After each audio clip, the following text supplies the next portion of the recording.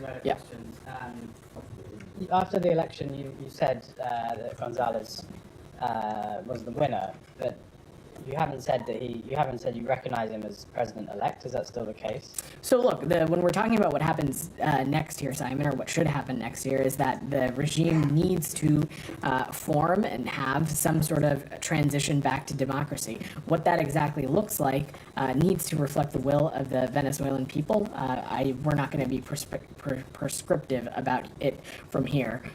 Certainly, though, from our assessment, Mr. Gonzalez was the winner, and that is why, for so long leading up to this point, Simon, we called for the tabulations and the vote counts as it relates to this to be made public. Obviously, those tabulations don't seem to be forthcoming.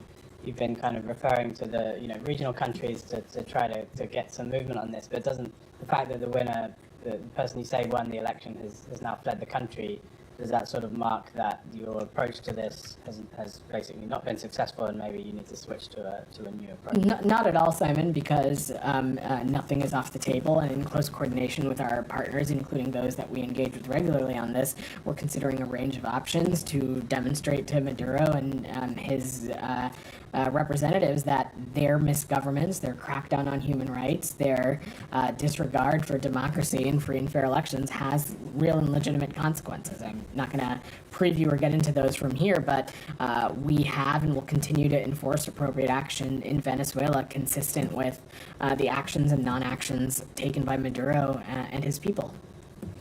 Go ahead, Nick. Just following up on Afghanistan, because you mentioned Ambassador